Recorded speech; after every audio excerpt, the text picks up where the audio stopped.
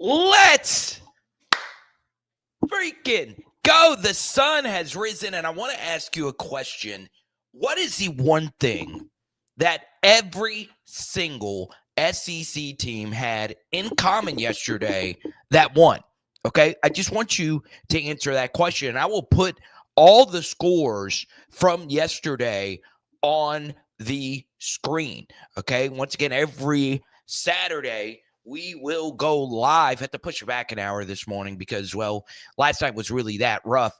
But every Saturday morning at 9:30 a.m. Central, we will recap everything SEC and take a look at college football as a whole. Now, you're looking at the screen, and what I took away, and this isn't a sweeping conclusion, but notice the team that had the coach who makes life easier on his quarterback won yesterday. So if you were to pick out of every single one of these 6 SEC games between coaches who you would rather be the head of your offensive team, you would have won. Because every single one of them not only won, but they covered. Texas yesterday. If you were to choose between these two coaches, who would you rather have? Billy Napier, or would you rather have, well, Steve Sarkisian? And you can go to Power Hour SEC. We released a Texas film study yesterday, and Quinn Ewers did not play well. He broke records, but did not play well. He just ran the offense. Guys were schemed wide open. I don't think Billy called a bad game, but there was a huge gap in talent in this game. But the truth is, Steve Sarkisian's probably the most QB-friendly coach in the SEC. Ole Miss versus Georgia. You watched this game yesterday. I watched this game yesterday. Georgia drives down the field 7-0 after an interception. What happens on the next drive? Not only does Ole Miss score a touchdown, they score a touchdown when the backup quarterback had to enter the game versus a Kirby Smart level defense in the rain, do-or-die playoff game. Austin Simmons, who's not really played a competitive snap all season, steps in, no problem. The Lane Kiffin offense still ran flawlessly, and they drove down the field and scored. South Carolina and Vanderbilt. Which head coach do you feel makes life easier on his quarterback? Shane Beamer, no doubt about it. Clark Lee obviously has done a really good job, but the better offensive coach won. Tennessee and Mississippi State. Well, year one of the Jeff Lebby era.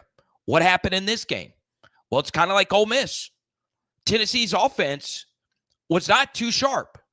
Nico started really well. Deep touchdown pass on 4th and 6. But for the third consecutive home game, your superstar running back fumbles. Then at halftime, your superstar quarterback, I say superstar generously, goes down. Gaston Moore is having to be put in the game. No problem. No problem at all. Because Josh Heupel makes life easy on his quarterback. We get to Missouri and Oklahoma. Obviously, the Oklahoma offense is what lost the game. When it comes to offensive easiness, no one makes life tougher on his quarterback right now than Brent Venables, who told Dylan Gabriel to walk, had the youngest QB room in the SEC, and neither of which have looked a lick of good. Already fired your OC. Whereas on the other side, Drew Pine, who might be the worst experienced backup in the SEC, finds a way to win. And once again, this game was very clunky. There's no real sweeping generalizations, but I would say if I had to choose between coaches, I'm taking Eli Drinkowitz over Brent Venables. And then we get to the game, the thumbnail game. And I never thumbnail anything on Power Hour SEC with LSU because many of you know I have a full LSU channel. A full LSU channel. Power Hour LSU. Okay? Well, take a look at what happened. Take a look at what happened. The coach that makes life easier on his quarterback wins out. Okay? That is your major takeaway. My major takeaway from yesterday. You've got to make life easier on your quarterback. And a lot of blame, let's be honest.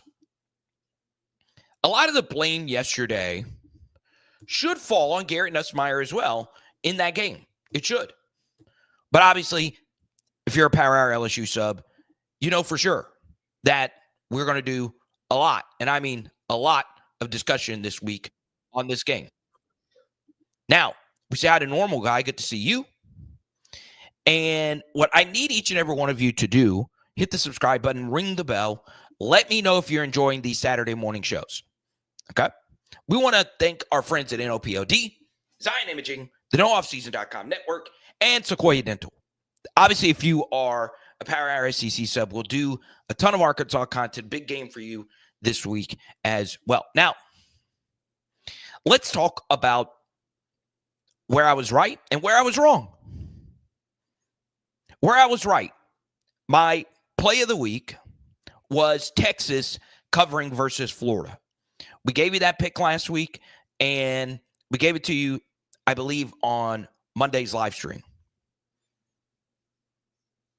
Coach Sark was tremendous. And what was very interesting to me was he really emptied the clip. I mean, it was an offensive play calling masterclass. There was no bigger gap in coaching this week than Steve Sarkisian going up against Florida's defensive coaching. It really was unfreaking believable to watch that offense go to work. And Texas looked absolutely amazing. But even though they only have one loss, the one thing I was correct about last week, and I took a lot of heat for it, the best team in the SEC, this is an eye test thing from your boy, is Ole Miss. Ole Miss has just been incredibly unlucky in their two losses. Now, a lot of it has to do with them, but when you break down Ole Miss's two losses on the season, they trailed by a total of 2 minutes in those losses. 2 minutes. That's it. Lost in overtime to LSU. That was a very fluky game. Ole Miss dropped a lot of passes, dominated the line of scrimmage, and to me, they are the best team in the SEC, and you can make a case they are the best team in college football. This was without Trey Harris toughing it out yesterday. He sat it out, which is crazy to me. I think I would have played if I was 50-50, but he had to have been really hurt for him to not be able to go in a do-or-die game versus Georgia. No problem. For the second straight week, no problem. Versus Georgia.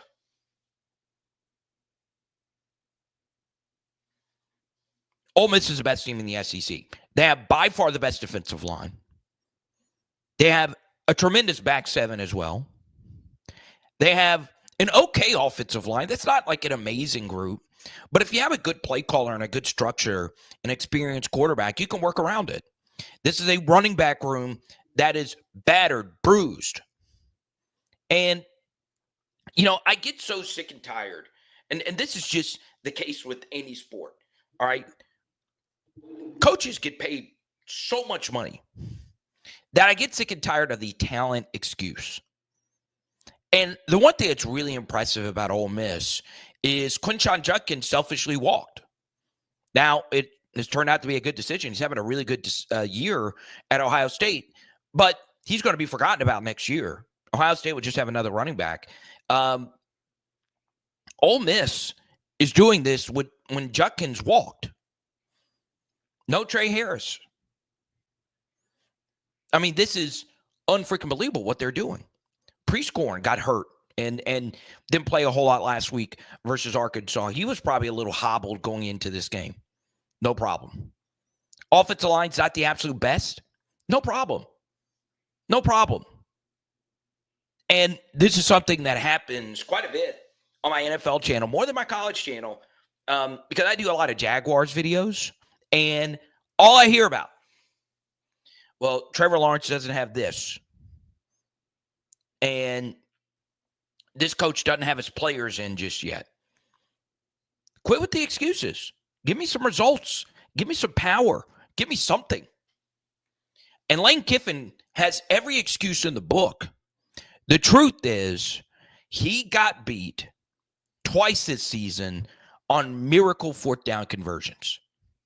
LSU had to convert 2 fourth downs to win that game. And I'll be honest, Ole Miss got very unlucky in that game. They dropped walk-in touchdowns. LSU made some phenomenal plays on defense. But if you look at the line of scrimmage battle, Ole Miss won it. It's just Gary Nussmeier was fantastic. He found a way to win it. And LSU's receivers found a way to win it.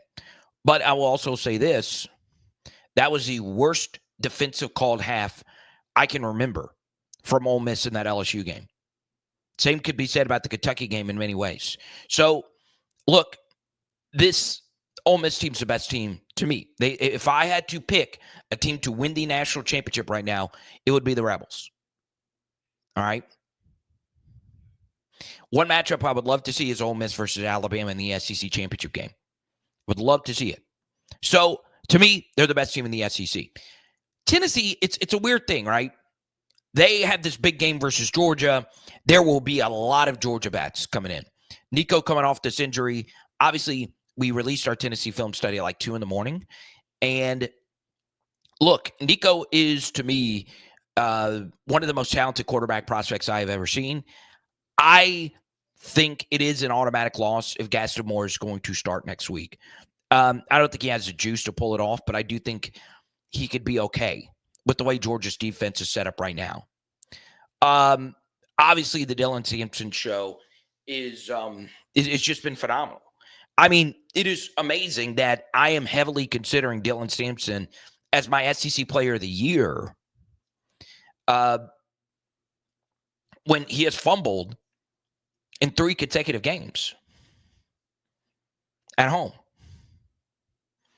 But to me, he's been that good.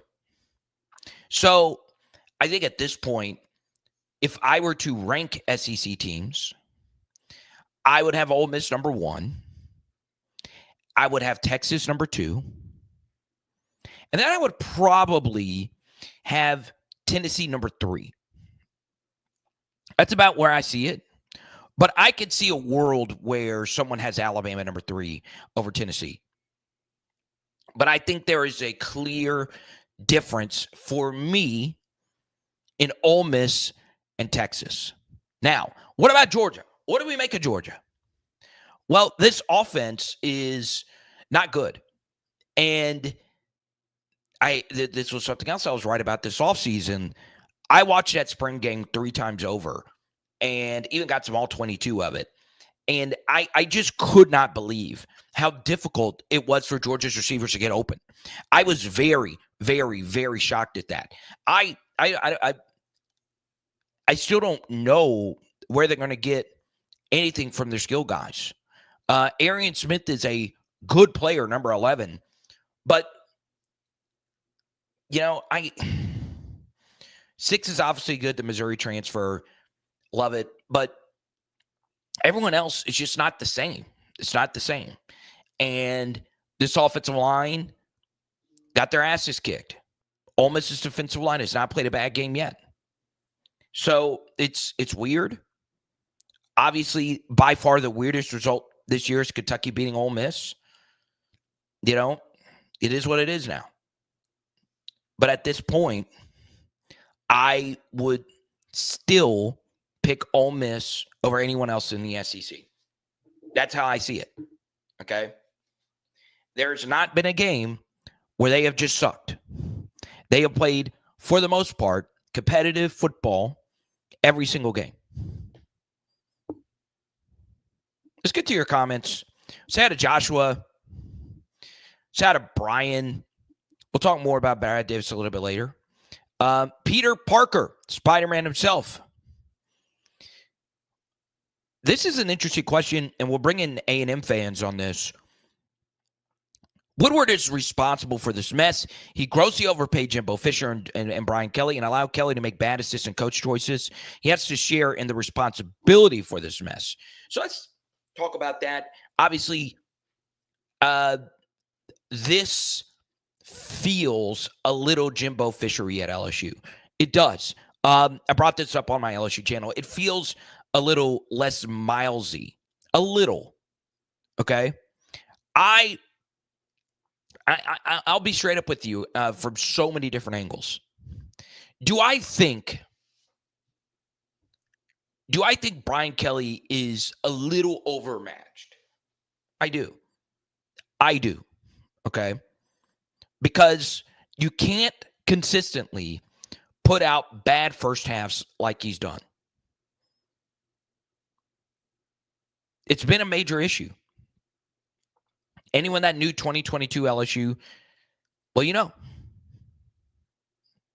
And look, I'm not here to compare Brian Kelly to the other SEC coaches because a lot of what you are as a program is who you are as a coach. But, we go back to what we led the show with. Does Brian Kelly make life easier for his quarterback? No. And the thing that you should take away from with this LSU game is that Brian Kelly said all of these things over the past 2 weeks leading into the Alabama game. I would have been okay if LSU would have put up some resistance to the Jalen Milroe run game, but the offense still looked like ass like it did yesterday. I would have also been fine if Jalen Milroe would have run wild, but the LSU offense looked good. Because those are two things that Brian Kelly said over the last few weeks. We need to make life easier on Garrett Nussmeier, and we need to make life easier on our defense defending a mobile quarterback. He said these very things in multiple interviews. He was asked about it. Neither of those things happened. All right, college football's hard. It's hard. Teams have flaws. It's one thing, though, if you say the two things that you want to see improved and they don't get improved at all. At all. I will say there were some nice LSU screens that made you feel like it was Sarkisian in a way, where they schemed up some good screens and leaks and that kind of stuff. There was some of that with LSU, but the red zone was just killer. And this is one thing that I feel is very underrated in college football in particular, but just football discourse as a whole. The single most underrated thing you can do as a college football team is a touchdown saving tackle. You must force teams to have to execute in the red zone. It is killer when you give up 70-yard touchdowns, 50-yard touchdowns, 60-yard touchdowns. And I'll break it down why that is such a big deal. Number one, if you make the touchdown saving tackle, all right, and what that basically means is exactly that. And if I were a coach, I would make sure that my safety is good as that at that one skill, because it is literally a skill where you are saving on average. Let's do a little math here. A good touchdown percentage in the red zone is like 66%. It's kind of good, right? When it comes to giving up touchdowns compared to field goals. All right. You want to be at about 50% minimum. Okay. So let's say you do 50%. You are saving so many points in the long run because instead of a touchdown being scored, a field goal is being scored. Okay. So you split that difference. Instead of giving up 3 points, or instead of giving up 7 points, you're giving up 3 points. So if you do that half of the time, you are saving 2 points per game. All right. That is a ginormous amount just by making tackles to prevent 30, 40, 50, 60, 70-yard touchdowns. LSU has been so bad at that. So so bad at that. And that's a sign of bad safety play. Okay? Another thing is you must spin in the transfer portal. I'm sorry. You must spin in the transfer portal. Now, if you recruit like Georgia, you don't have to. You don't have to. If you have KJ Bolden, 5-star, can't miss, you don't necessarily have to. But pretty much everywhere else, your ass needs to be spending in the portal. It's just that simple. It's just that simple. The first thing I would do if I was a college football coach and my defense sucked, I would spend $250,000 to get the best safety. If that's what it costs. Because I've heard Caleb Downs' number was $300K. That is a mother effing bargain. Holy crap. That was a bargain.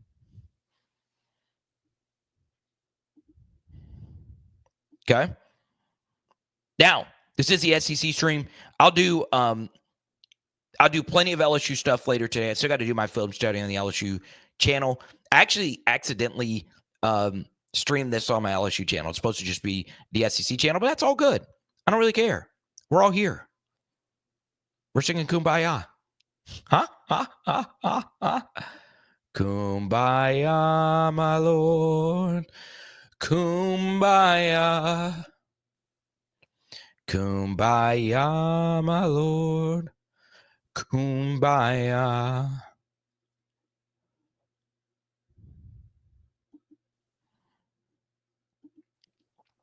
But I touch on everything I want to touch on. Coming up after this,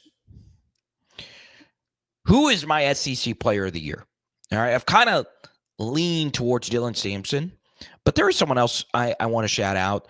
Might have actually taken a little bit of a step back yesterday. Dental health is wealth, and our friends at Sequoia Dental are looking to help you feel like a more confident person. Dr. William Wilson and his team of experts do everything in their power to make this experience for you not only comfortable, but fun. Yes, take a look at this after and before photo. That guy definitely got himself a date thanks to Sequoia Dental. From teeth whitening to cosmetic surgery to, guess what? Botox. Yes, they do Botox.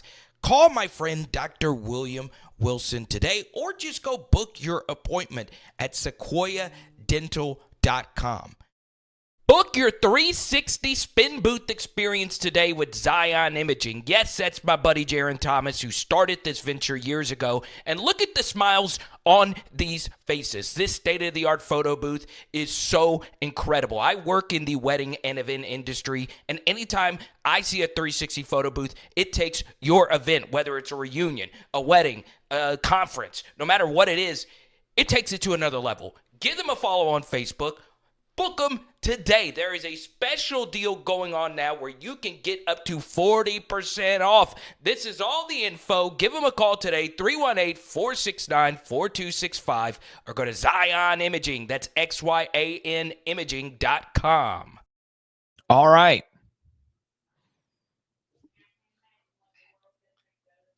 I don't know if I'll go that far, IH2. I don't know. Okay. If we lose to Vanderbilt, let's worry about Florida if you're an LSU fan. If we lose to Vanderbilt, I wouldn't worry about that at this point. Okay? I would not worry about that at all. Okay? Now, next thing. If you were to If you were to take one thing away from today, and I'm being as serious as I possibly can.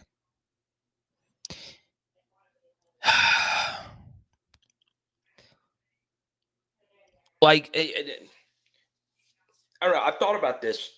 If I was a general manager of a college football program, would I just go spin like crazy like Ole Miss has done? Okay. Would I do that? I don't know. I really, really, really don't know.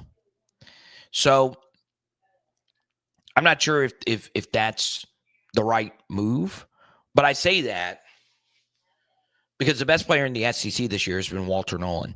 He didn't have like some splashy kind of game, but to me, he's been the best college football player in the Southeastern Conference I've seen.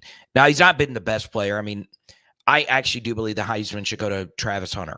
I do. Colorado's winning like crazy. We've not seen this two-way thing really at all. I mean, yeah, we saw it with Champ Bailey, but I mean, that was decades ago. Travis Hunter is a Heisman Trophy winner. If you want to give it to Genty, I'm fine with that. You want to give it to whoever. I wouldn't give it to any quarterback, though, this year. I'm not sure if there's, especially with Cam Ward losing yesterday. I think it's got to go to Travis Hunter.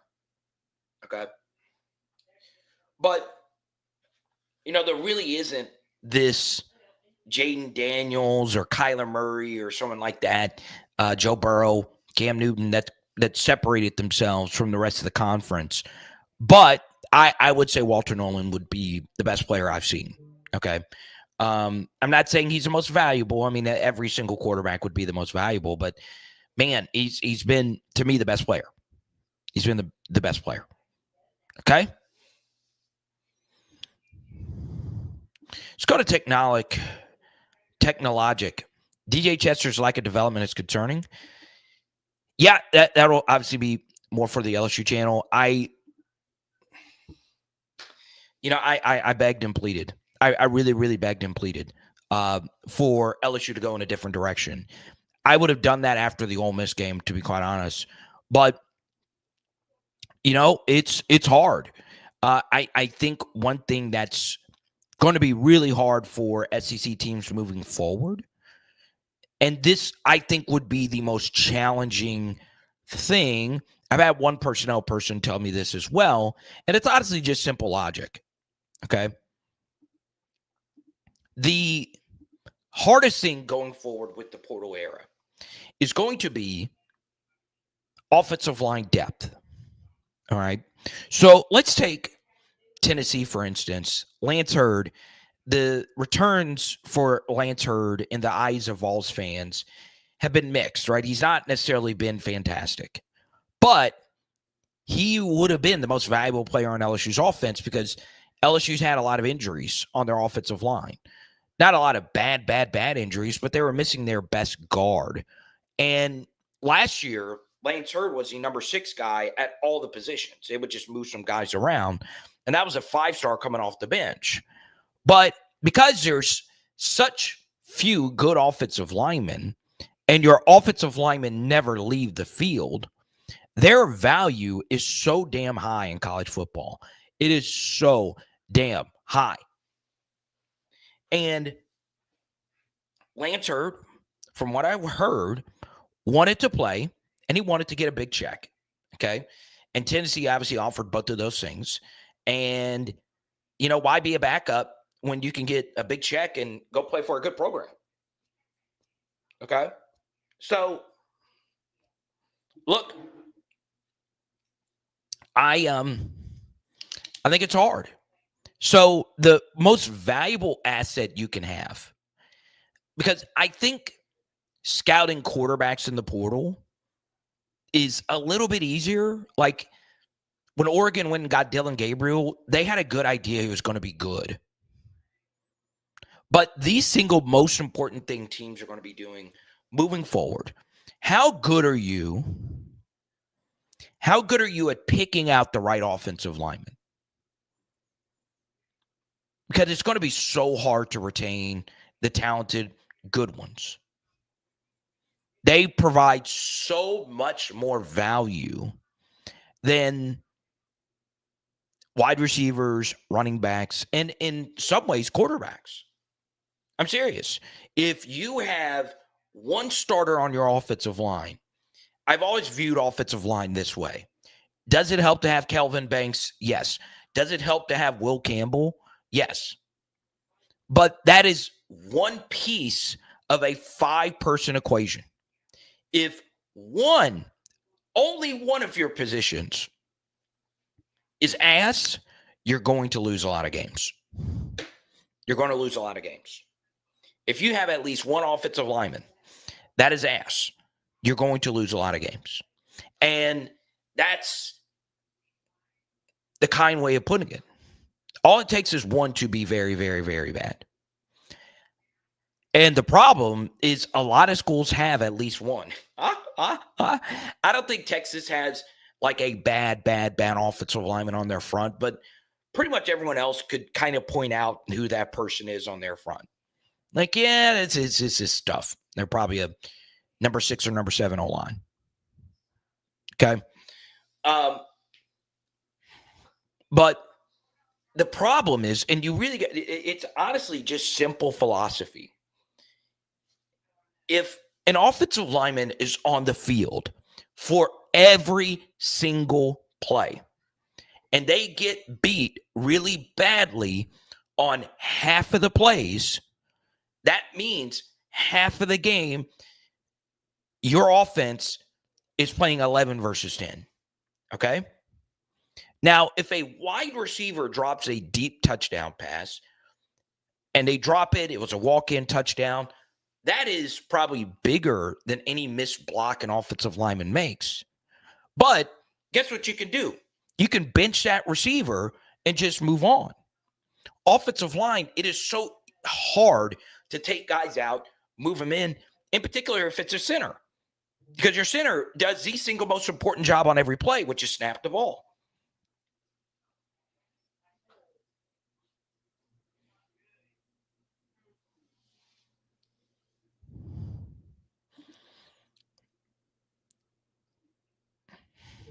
Let's go to Granny. I just can't agree with Genty because of the competition he plays. Yeah, I can't get on that. You've got to use some eye tests. Okay? I get the competition. I get that. Totally get it. Boise State is not this. But Granny, I want you to answer this question truthfully. Because and you're my most loyal Tennessee viewer. Okay? If you were to use your eye test, I want everyone in the chat right now. Type A for Ashton Genty. Type D for Dylan Sampson. Dylan Sampson, of course, is the best running back in the SEC. You can't really argue to the contrary at this point. Who, according to your eye test, does look better? Ashton Genty or Dylan Sampson? Okay. Type A for Ashton Genty. Type D for Dylan Sampson. Who do you think has looked better? Okay. Because as the College Game Day piece yesterday, I highly recommend everyone go watch it. Genty had some uphill climbs that your normal college football player doesn't have to go through, right? He was overseas, then he had to transfer to Texas. He dominated, but schools were skeptical and they didn't offer him. And something else I want to do, and this obviously is a little bit of a side question and kind of sidesteps the question that I asked, but I don't know about you guys, but I value group of 5 schools. I do. What the Ashton Genty Heisman would do is it would reward players that stay at the group of 5 level. Because there's probably some listening to me right now that would say, hey, Ashton Genty should have transferred to Georgia, or he should have transferred somewhere where he's playing better competition. But do we want every single elite group of 5 player just transferring to a new school for the sake of transferring to a new school? No, I do not want that. College football, ratings-wise, gets hurt when a Boise State makes a magical run. Because Boise State's not as big of a brand as LSU, Ohio State, or whatever. But if you're a college football fan, it is good for the sport when there are good group of 5 schools.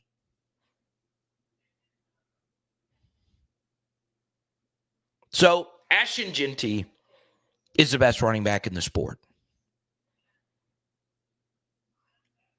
It's important. It's important to use a little bit of an eye test.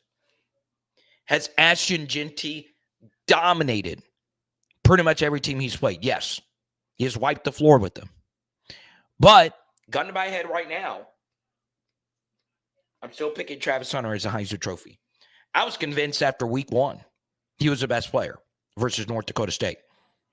I was convinced after week 1 he was the best player. Okay? Brian Maturano Hakeem all said A.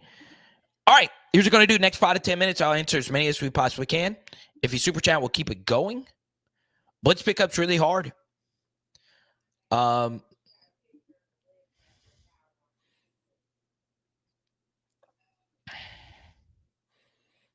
Ohio State beats Purdue.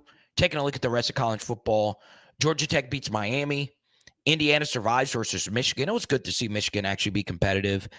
I've honestly not watched a single highlight from that game. Kansas over Iowa State. That was a sharp versus square pick if I've ever seen one. But really, to me, the BYU controversy is crazy. A lot of you were asleep probably. But BYU won on a controversial holding call. Pittsburgh loses again. Virginia is actually a good team this year. And I know good is generous, but if you would have said last year, hey, the Tony Elliott era is going to be 5-4 in a tricky ACC this year, a lot of us would probably consider that crazy, but Tony Elliott's done a really good job coaching that team. But one thing I will also say is it's crazy to even consider that Colorado has faded in the public eye. Like, it's weird. It's weird. It's like it's a blip on the radar. Colorado, when they sucked last year, was the biggest story. This year, it's kind of faded. They're good. They're really good. They're really, really, really good. Defensively, they got some bite. And let's eat some crow here. Deion's done an incredible job coaching this team. Last year, he made the single most controversial coordinator firing when he got rid of Sean Lewis. And we all have our opinions about how Shedeur carries himself and can he lead an NFL franchise and the ethics of two-way players playing as many snaps. Put all of that aside. They're winning, and they're looking good. They're playing sound football. Maybe Deion deserves some Coach of the Year. And I will also tell you this. The powers that be would love anything more than Colorado in the playoff. Also, Notre Dame looks really good. And this will be the lasting image of college football. Why did I like the 14 playoff? Because in a 14 playoff, if you lose to Northern Illinois, you're out. But the 12-team playoff, you have wiggle room. You can lose 2 games now and still get in. Well, Colorado would probably wax us right now. Right now, they would probably wax us. I mean, Deion's coaching better than Brian Kelly. I mean, it's not a question. We could talk about level of competition all we want. A&M and Alabama are probably better teams than anyone Colorado's played, but Deion's coaching really well right now. I mean, like, I think it's kind of weird because now that he's coaching well, I think there are some members of the college football media that are concerned to come back out and talk about Deion because they've talked so badly about him. And I'm one of them. I trash Deion in some of his coaching tactics. And I am worried if he's my coach in a close game. I'm worried. Okay. Clock management, overtime management, in-game adjustments. I'm still worried if it's a close game. But right now, he's a top 5 coach just based on what we've seen this year. Obviously, Satake is up there, and obviously, Coach of the Year would have to be Curt Cignetti. I don't think there would. I think this is the clearest Coach of the Year we have ever seen in college football. Especially if Indiana beats Ohio State, it's the award, no matter what Indiana does the rest of the way, is Cignetti's. Honestly, I can't. This is pretty unprecedented what he's doing. I also like the fact, and this might sound a little morbid, but we know like Lee Corso is probably towards the end of his game day tenure. I'm glad Corso's getting to witness this history with Indiana. Okay.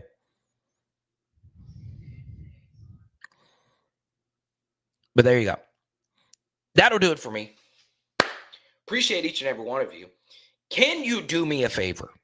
I'm interested to see if this actually works if you go cross-platform.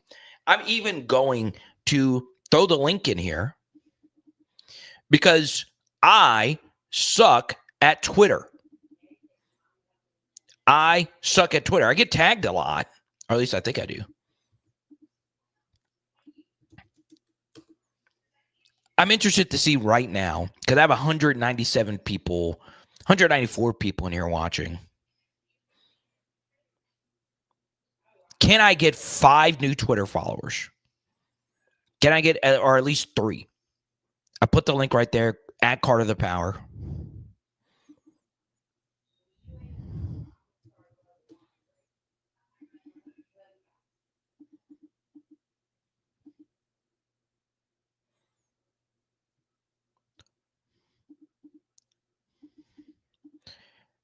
And before we go, whether or not they want to admit it, recruits do watch the YouTubers. I mean, come on, it's Sunday. What else are they doing? Okay. Yeah, Branson accidentally went live on the SEC channel. I mean, on the LSU channel. It's supposed to just be on the SEC channel. But here we are. I want this to be a message to all the recruits out there. So a lot of you saw this Auburn Tiger basketball story. Okay. And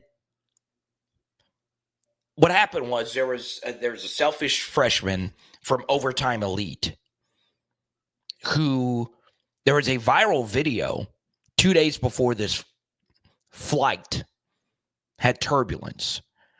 And he was lazily running up and down the court while his team was winning by 50. And it was because he wasn't getting the ball. Okay. It's been the most viral sports clip, period. Okay. And he was the one that was involved in the altercation on the plane. So he's in this viral video. People probably would have forgotten the viral video. Then he gets in an altercation on the plane, turns the plane around. They take him off the plane, and another teammate, Auburn, gets back on the plane, and they beat a top 5 coach and a top 5 program in Houston. Without these guys, without these 5 stars. In fact, Auburn played better without them. Something else happened yesterday. Texas played arguably their best offensive game of the season. Jonte Cook selfishly quits the team. Jaden Wilson of Arkansas. He quits the team. They give him number 1. They give him Uno. They give Jonte Cook Uno. They ate up a valuable single-digit jersey number. Kick him off the team. Arkansas's offense has been amazing this year, especially relative to expectations. If you are a team cancer, get the F out of the locker room. You're holding the team back. And I get so sick and tired. I get so sick and tired of fans on social media wishing a teammate the absolute best when they quit the team. Oh, man, it made my skin crawl seeing Texas fans. Oh, Jonte, we wish you nothing but the best. We wish you nothing but the best. What are we doing? What are we doing? What are we doing?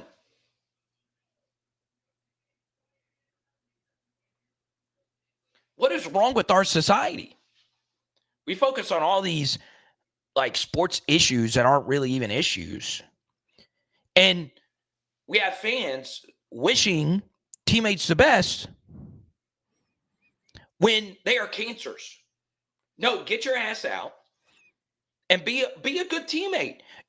Jonathan Cook was in the middle of a college football playoff run, and his red shirt's already been burned for this season. Can you not play your role?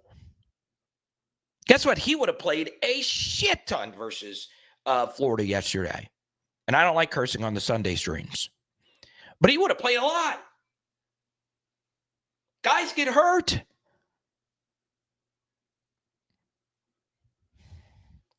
What is wrong? Matthew Sluka quitting on the team? UNLV's not UNLV still had a great season. No big deal. Oh, you're quitting the team with a 49% completion percentage? Well, Carter, it was the NIL deal. Y'all, stop it with these comparisons to every other person's job. That's something else that drives me insane. And I like to use similes and metaphors in a lot of the content that I use. But I always get it when I go on a rant about this stuff. Well, Carter, if you were at a job that you didn't like, you would go to a new job and it would better whatever. And look, I'm fine with every player doing that in the offseason.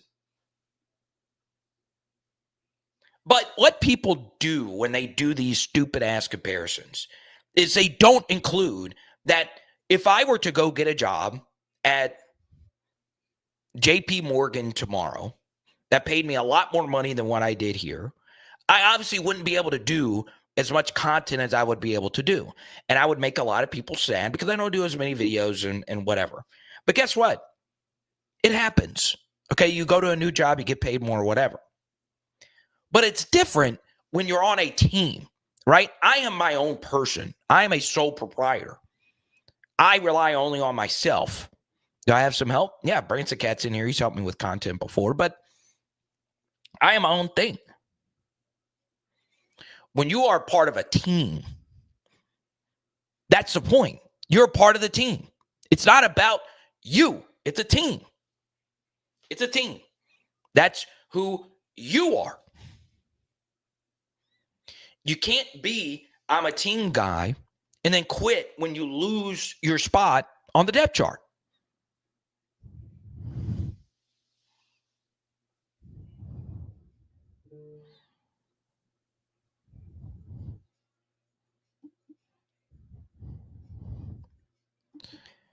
Oh, now we're calling for Nuts' head now. He was bad last night. I mean, look, I'll be completely honest. He was bad. He was bad.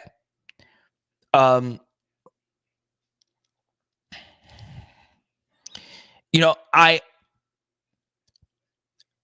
will also say this. The biggest disappointment for me, and we'll talk more about this on the LSU film study that will release later in the day. But Brian Kelly, I really do mean this.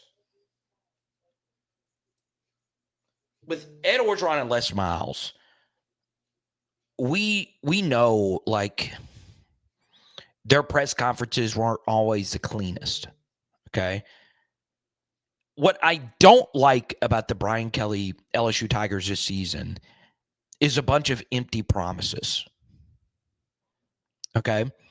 I do think at this point, and look, I said the same thing about LSU quarterbacks in the past, and I have always been this way when it comes to QBs, okay? You know, a few years ago, I was begging for Garrett Nussmeier to at least get one start versus a bad team, just to see what you have, right? I was always Team Jaden, but let's just see let's just see if that's an investment you want to make as your top backup. So lucky enough, we did get to see Garrett in extended action versus an actual team in Georgia, but I've always been this way. Let's see what you have in the backup, right? Let's see. And do it versus a bad team. Perfect example. If I'm Arkansas, I am starting Malachi Singleton versus Louisiana Tech. I'm starting Malachi Singleton versus Louisiana Tech.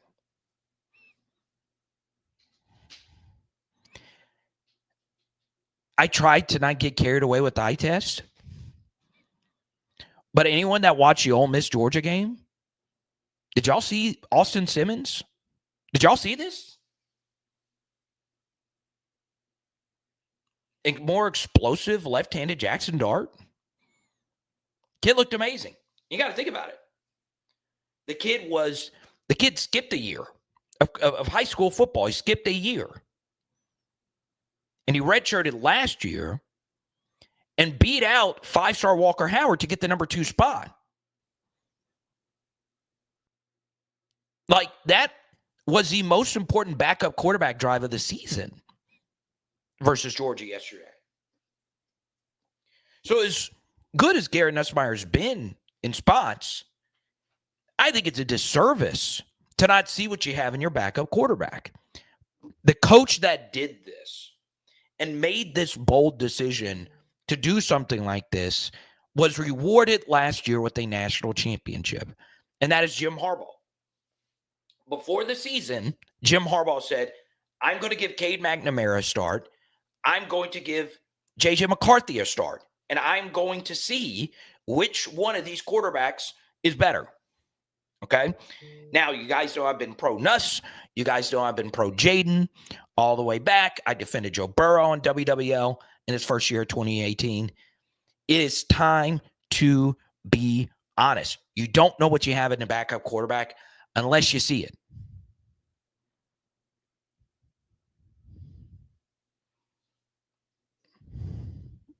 Okay? So, yeah, if I'm LSU, nothing changes. Your season, you're in the friend zone right now.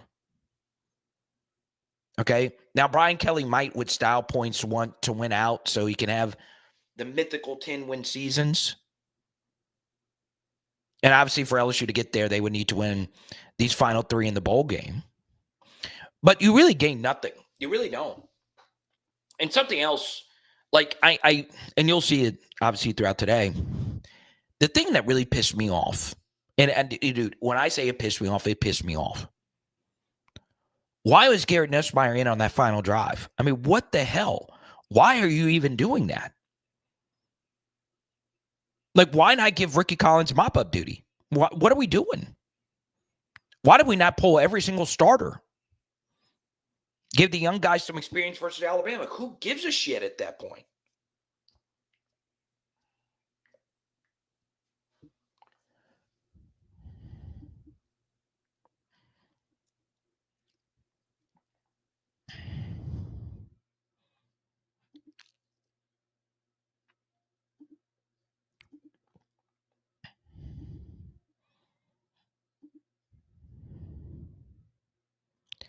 But look, I think I've seen enough from Garrett Nussmeier to know what he is at this point. Okay. Should Garrett Nussmeier start versus Florida? Yeah, he should. He should. I don't want Ricky Collins' first start to be on the road in Gainesville. Now, I would include that we had another true freshman make his first start in Gainesville, and he won. And that was Max Johnson a few years ago. But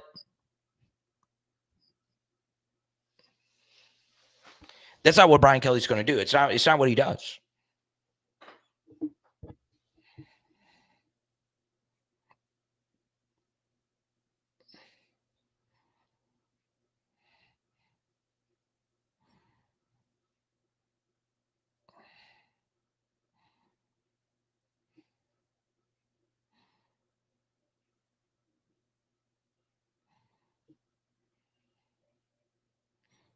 Here's the shit that pisses me off. Is every single LSU fan, their favorite player is either, well, it's one of 3 guys. If you were to poll most LSU fans, who's your favorite player? It's Jaden Daniels, Joe Burrow, or Tyrann Mathieu. Those are up there for me. I would probably say Patrick Peterson's number 1 for me, but everybody's got their own favorite. Okay? Everyone's got their own favorite. What really hurts is like Joe Burrow and Jamar Chase are having the best years of their lives, and they're 4-6.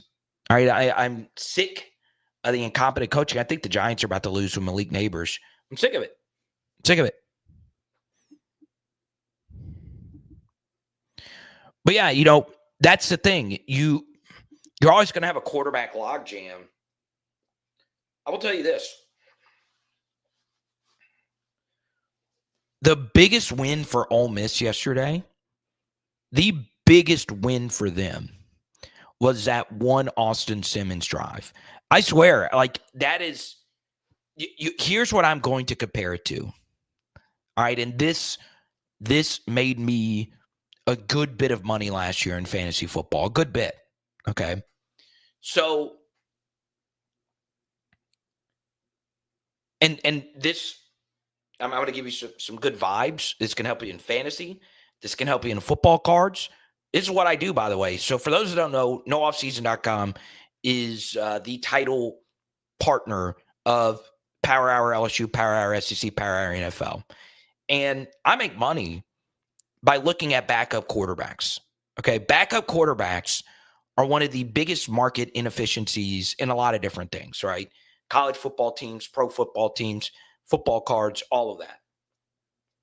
And a few years ago, Aaron Rodgers got hurt, and Jordan Love went in versus the Eagles and looked unreal. He looked unreal. And that was enough for me to be like, this guy is really good. And you have to project and you have to guess a little bit, and it could backfire on you. But now Ole Miss saw what Austin Simmons did yesterday. It was one drive, but holy crap, it looked sharp. It looked sharp. And it kind of backed up, what I've been hearing about practices. I've been able to maintain some Ole Miss sources and hearing things about Howard and all of that. And the one thing I gathered was in practices, it wasn't necessarily that Walker Howard was bad. It's that the Simmons kid is good.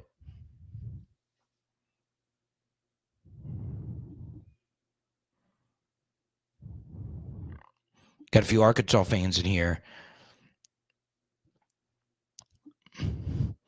But I'm telling you, if you want to be loved as a college football player, go be a backup quarterback at any SEC school. Okay? Tennessee fans know that their season's over if Nico's not their guy. But Tennessee fans will protect Gaston Moore like it's their firstborn son. Michael Hawkins was the Oklahoma savior for a week. Kid's 18. He was eating 2 for $20 at Applebee's last year. Okay? And now he's the savior. People love backup quarterbacks.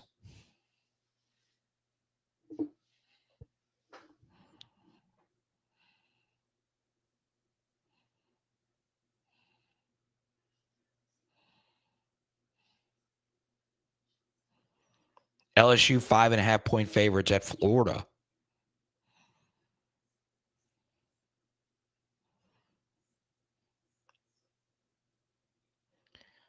What did I tell you last week on this show?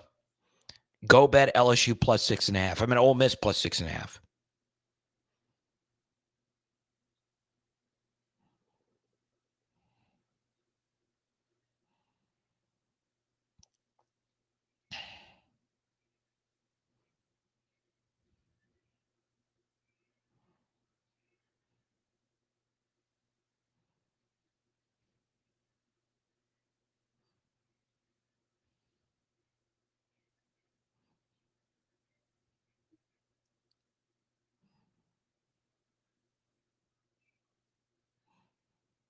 Now, something else. Please be kind to one another. Please. It's been a crazy week in everybody's life. All right? Don't go overboard in your criticisms. And by the way, you should always be more critical of a coach and a player. I understand players are making a lot, especially in the SEC now. But every coach makes more than every player. And they're older. Okay? So I understand it's flame Garrett Nussmeier and flame Major Burns or whoever, flame whoever, but blame Kirby, blame those guys before you blame players. Okay. Let's not do the politics thing. I knew right when I said, hey, it's been a stressful week for a lot of people. It was going to be, hey, okay. And here's the thing that I don't like about the politics thing is I had to talk about it because it was a story last night that LSU decided to bring a Tiger in from Florida.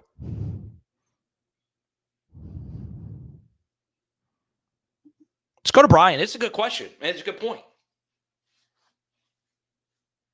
And it's one thing coaches need to understand. Like, I'll give LSU fans this intel, okay? The Ricky Collins situation is interesting because his early practices were not good at LSU, okay? Were not good. I have one staffer say he's just not it. He's just not it.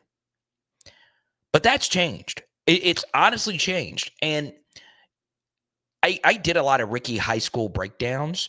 His high school offense was very strange, right? It was very, very strange. And it was always going to be a developmental thing with this throwing motion and all of that. But Ricky has honestly gotten better. He's gotten a lot better in practice. And I always say this, when a third stringer jumps a more experienced second stringer, it is something, right? It is honestly something, all right? Take that for what it's worth, all right? Take that for what it's worth. It's something. LSU brought in A.J. Swan, and a big reason why LSU went to go get A.J. Swan out of Vanderbilt is because, well, they weren't completely convinced that Ricky Collins was a top backup. Ricky just cleanly beat him out.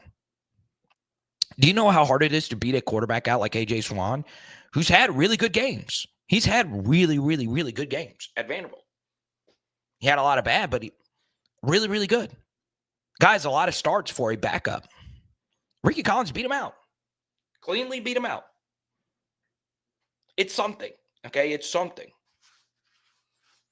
All right? I'm still pro-Nuss, as many of you know.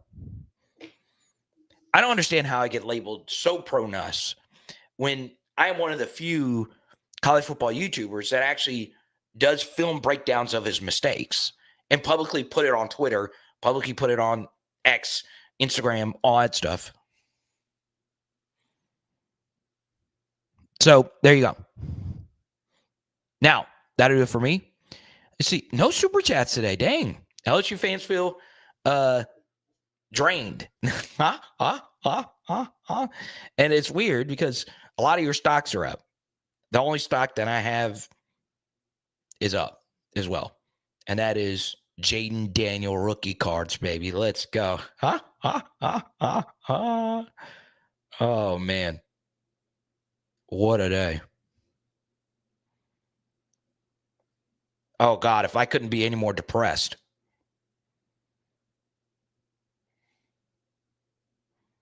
Someone sent me a clip of them watching Rod Wave, apparently in Memphis last night. Oh, I'm already sad.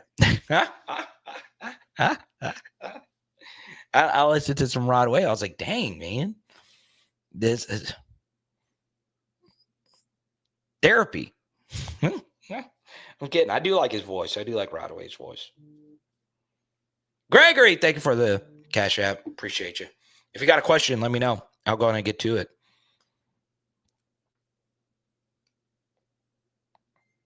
Go Tiger. Appreciate you, man.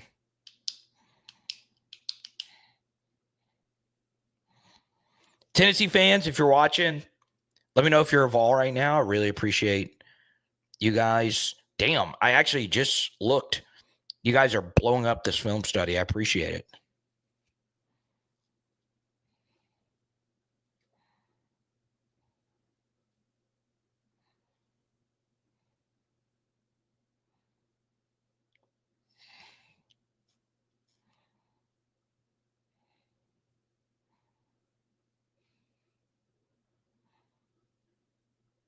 It's crazy. Like some of the films, like I did a Texas one yesterday. Nobody watched.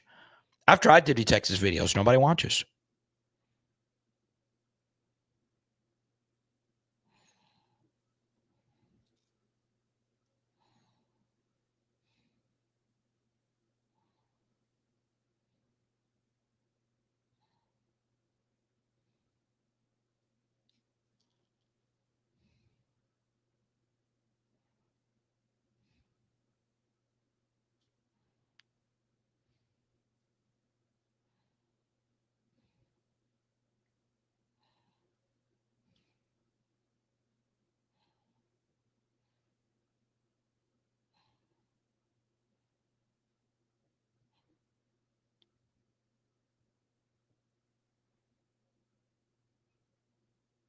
South Carolina, number 14 in ESPN's FPI. Interesting.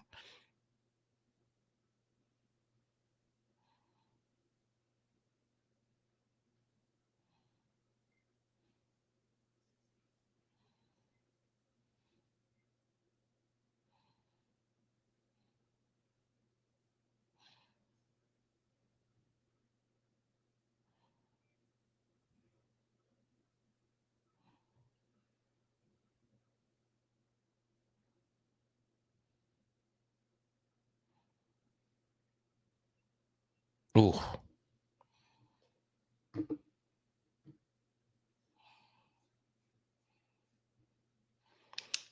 Let's show some love for Greg.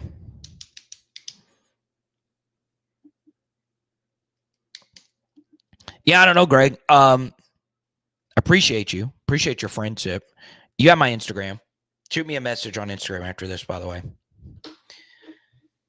Yeah. You know, I honestly think it's philosophy. It was the same shit in the game. Okay, so let's take the first long Jalen Milrow run. All right. I want you to think of let me try and think of a way to describe this.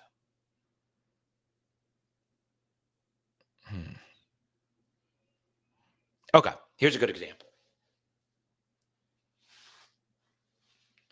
Let's take basketball for reference to really hammer home this point. Now, this isn't going to be the best analogy, but let's talk about two all-time great three-point shooters. Okay, let's talk about Steph Curry and let's talk about Kyle Korver. All right, two completely different three-point shooters, both all-time great shooters. Okay, now Steph Curry can shoot a three from anywhere. He can create space, do whatever, shoot a three from wherever. Okay. Whereas Kyle Korver is more of your, I'm going to find the open space, do my job. And if it's thrown to me or passed to me, I've got to shoot it and I've got to knock it down. Okay. So when you play a zone read team or you play a team that has a QB run game, you must be Kyle Korver before you're Steph Curry. Okay. Now, what do I mean by that? Well, when you defend zone read, it's simple. The only way you're able to defend this play is if everybody stays in their gaps and stays in their lane. That's all really it comes down to. It honestly, if you don't do that first, you're going to get beat. And honestly, it is the single most efficient play because there is really only one way that the ball can get turned over, and that is the quarterback and center exchange. That's it. That is the beauty of the zone read. It's an efficient, quick-hitting play that involves some misdirection and creativity, and it's also very direct. So if I can have a great zone read offense, I'm taking it over basically everything because there is no way of turning the football over, really.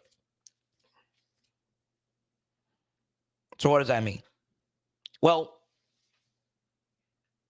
you've got to be on defense, Kyle Korver.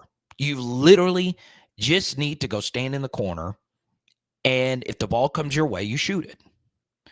Same thing. In your run fit, if the guy running comes through your gap, you got to tackle him. But you've got to stay there. Because if you jump in another gap, they're just going to get back into that gap.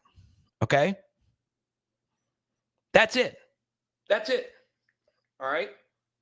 So if you're Kyle Korver, and let's say you're playing alongside LeBron James, well, if LeBron dribbles to the lane, what do you not want to do if you're Kyle Korver?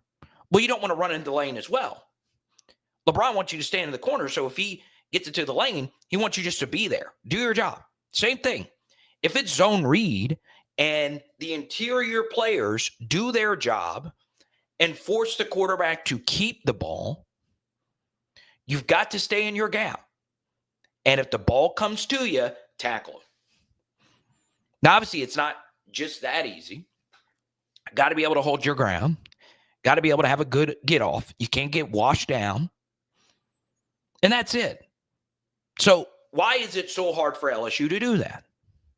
Well, it's because Blake Baker's defense is based on havoc. It's based on guys flying around and making plays, getting into the backfield and making plays. That's not what you want to do. It's not. Because if you're running wild and zone read's job, and your job as a quarterback at zone read is find the open gap, that's all you got to do. It's really that simple. And I think LSU, and I've made this analogy in many different ways plenty of times, you have got to have people do their jobs. And this for anything. This for anything. Okay? But this is not only a Blake Baker issue. Ultimately, it falls on Brian Kelly too. All right?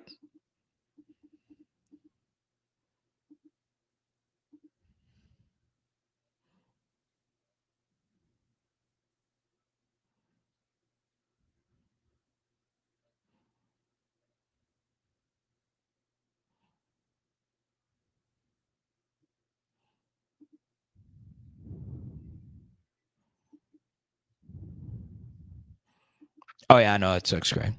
All right, y'all. For my LSU folks, I don't know if we're going to go live again tonight. We will release some variation of a film study. I don't know what it's going to look like. It's probably going to look like ass, like our team did last night. But we'll talk to you soon. Big thanks to our super chatter, Greg. And, yeah. Let's go Tigers. There is light at the end of the tunnel, or at least I think there is. We'll talk to you soon. It is Power Hour. LSU Power Hour. SEC. Let's go. And tonight, or this morning, we're getting some eggs. Let's go.